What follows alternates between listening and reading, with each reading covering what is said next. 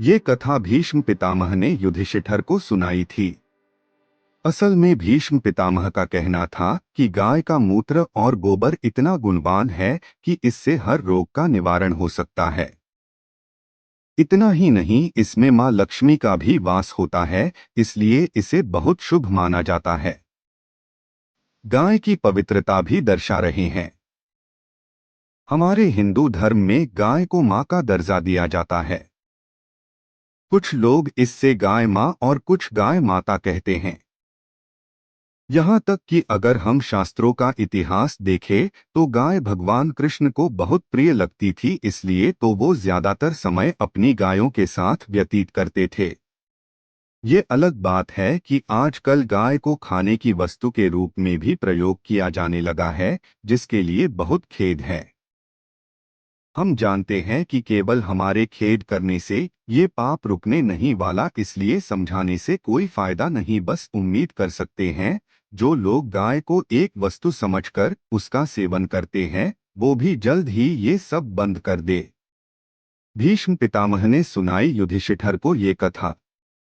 एक बार लक्ष्मी जी ने मनोहर रूप यानी बहुत ही अद्भुत रूप धारण करके गायों के एक झुंड में प्रवेश कर लिया और उनके इस सुंदर रूप को देखकर गायों ने पूछा कि देवी, आप कौन हैं और कहां से आई हैं? गायों ने ये भी कहा कि आप पृथ्वी की अनुपम सुंदरी लग रही हो। तब गायों ने एकदम से कहा कि सच सच बताओ, आखिर तुम कौन हो और तुम्हें कहाँ जाना है? तब लक्ष्मी जी ने विनम्रता से गायों से कहा कि तुम्हारा कल्याण हो, असल में मैं इस जगत में अर्थात संसार में लक्ष्मी के नाम से प्रसिद्ध हूँ और सारा जगत मेरी कामना करता है, मुझे ही पाना चाहता है। मैंने दैत्यों को छोड़ दिया था और इसलिए वे सदा के लिए नष्ट हो गए। इतना ही नहीं, मेरे आश्रय में रहने के कारण इंद्र, सूर्य, चंद्रमा, विष्णु, वरुण तथा अग्नि आदि सभी देवता सदा के लिए आनंद भोग रहे हैं। इसके बाद मां लक्ष्मी ने कहा कि जिनके शरीर में मैं प्रवेश नहीं करती वे सदैव नष्ट हो जाते हैं और अब मैं तुम्हारे शरीर में ही निवास करना चाहती हूँ। लेकिन इसके बाद भी कथा अभी खत्म नहीं हुई, क्योंकि गायों ने अब तक मां लक्ष्मी को अपनाया नहीं था। गायों ने क्यों किया मां लक्ष्मी जी का त्याग? देवी लक्ष्मी की इन बातों को सुनने के बाद गायों ने कहा कि तुम बड़ी चंचल हो, इसलिए कभी कहीं भी नहीं ठहरती। इसके अलावा तुम्हारा बहुतों के साथ भी एक सा ही संबंध है, इसलिए हमें तुम्हारी इच्छा नहीं है। तुम्हारी जहाँ भी इच्छा हो तुम चली जाओ। तुमने हमसे बात की, इतने में ही हम अपने आप को तुम्हारी कृतार्थ यानी तुम्हारी आभारी मानती हैं। गायों के ऐसा कहने पर लक्ष्मी ने कहा कि ये तुम क्या कह रही हो? मैं दुर्लभ और सती हूँ, अर्थात मुझे पाना आसान नहीं, पर फिर भी तुम मुझे स्वीकार नहीं कर रही, आखिर इसका क्या कारण है? यहाँ तक कि देवता, दानव, मनुष्य आदि सब कठोर तपस्या करके मेरी सेवा का सौभाग्य प्राप्त करते हैं, तुम भी मुझे स्वीकार करो।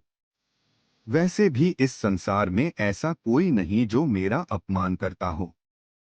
ये सब सुनकर गायों ने कहा कि हम तुम्हारा अपमान या अनादर नहीं कर रही, केवल तुम्हारा त्याग कर रही हैं, और वह भी सिर्फ इसलिए क्योंकि तुम्हारा मन बहुत चंचल है।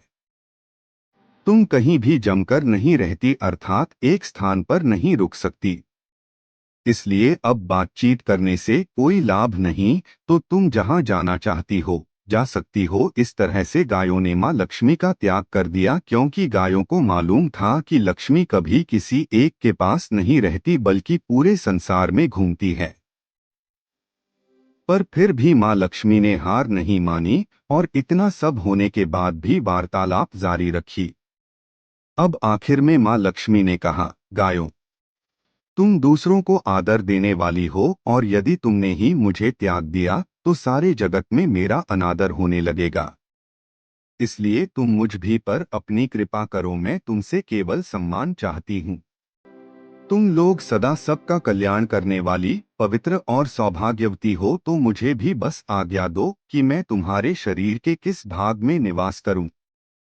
इसके बाद गायों ने भी अपना मन बदल लिया और गायों ने कहा, हे यशस्विनी, हमें तुम्हारा सम्मान अवश्य ही करना चाहिए, इसलिए तुम हमारे गोबर और मूत्र में निवास करो, क्योंकि हमारी ये दोनों वस्तुएं ही परम पवित्र हैं। तब माँ लक्ष्मी ने कहा, धन्यवाद और धन्य भाग मेरे, जो तुम लोगों ने मुझ पर अनुग्रह किया, यानी मेरे प्रति इतनी कृपा दिखाई। मैं अवश्य ऐसा ही करूंगी। मैं सदैव तुम्हारे गोबर और मूत्र में ही निवास करूंगी। सुखदायिनी गायों अर्थात सुख देने वाली गायों, तुमने मेरा मान रख लिया, अत तुम्हारा भी कल्याण हो। बस यही वजह है कि गाय की इन दो वस्तुओं को लक्ष्मी का ही रूप समझा जाता है। इस कथा को पढ़ने के बाद ये तो समझ आ ही गया होगा कि गाय का धार्मिक ग्रंथों के अनुसार कितना महत्व है।